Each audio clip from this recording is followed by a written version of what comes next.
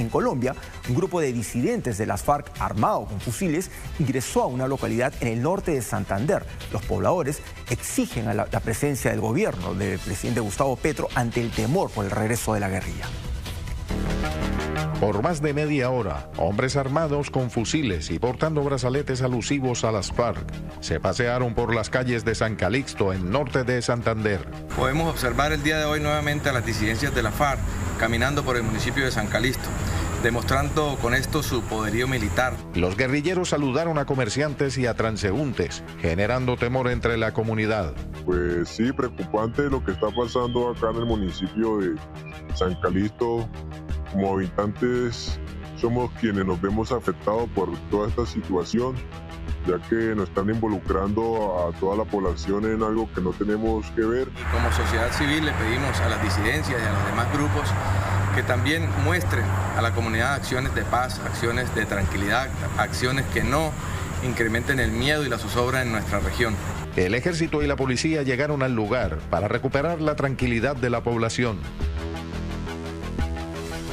Bueno, una situación bastante preocupante, lógicamente, y atemorizante para todos los pobladores de esta zona en el norte de Santander. Mucha gente que nos ve dirá, pero si se supone que la guerrilla firmó el acuerdo de paz en el año 2016 con el gobierno de Colombia. Bueno, así es, firmaron, pero hay que tener en cuenta que la guerrilla de las FARC estaba dividida en diferentes, digamos, en diferentes sectores, como diferentes grupos, diferentes células, y no todos firmaron este acuerdo de paz. Muchos se declararon en disidencia, regresaron, digamos, a las zonas más profundas de la selva colombiana y se quedaron ahí sin firmar ningún acuerdo de paz.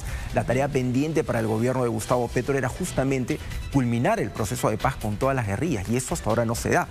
El ELN, por ejemplo, mantiene su actividad. Ellos firmaron una tregua con el gobierno, pero aclararon, nosotros estamos firmando una tregua con el gobierno, no con los otros grupos de guerrilleros. No, exacto, es lo que te iba a decir. O sea, hay un interés de poderse imponer, ¿no? Y poder imponer por la fuerza, digamos, el control de la zona. Estamos hablando de toda esta zona del Cauca y que, claro, si bien es cierto, uno puede efectivamente con el gobierno firmar la paz, pero ¿quién controla esa zona? El narcotráfico no ha desaparecido. Así es. De hecho, los disidentes de las FARC y gran parte de los guerrilleros se han unido con narcotraficantes, principalmente de los cárteles mexicanos, para poder garantizar la producción o distribución de coca en esa zona. O sea, en la zona, estamos hablando de la zona de frontera de Colombia con Venezuela. De hecho, recordarás que hubo muchas denuncias del gobierno colombiano que los guerrilleros de las FARC y del ELN pasaban de una frontera a otra, o sea, de Colombia a Venezuela, y no había ningún control en el lado venezolano. Incluso en su momento denunciaron que el gobierno de Nicolás Maduro los estaba protegiendo, les estaba brindando pertrechos, armamento, alimentos, o sea, como que ellos están permitiendo que ellos tengan su actividad ahí. Hace poco, a inicios de este año, hubo un enfrentamiento entre guerrilleros del ELN y de las FARC, justamente en una zona cercana. La razón de ese enfrentamiento es tomar control de terrenos dedicados a la producción de cocaína. Claro. Entonces, detrás de todo esto... ¿Quién se impone en el negocio de la coca? Hay muchos intereses. Plata, narcotráfico, armamento, y es lo que estamos viendo, ¿no? Así es, y una tarea pendiente, o sea que hasta ahora, digamos, los colombianos esperan del gobierno de Gustavo Petro, dado que él ha tenido participación en la guerrilla del M-19, es ver de qué manera salen de esta situación. Hay que recordar que, por ejemplo, la guerrilla del ELN se forma en la década del 60 por muchos intelectuales vinculados precisamente al marxismo y al leninismo, y crean este movimiento del ELN con financiamiento de Fidel Castro, por ejemplo. Y desde ahí ellos han mantenido sus operaciones, están presentes en 23 de los 32 departamentos de Colombia, están en casi todo el país, es un territorio bastante amplio.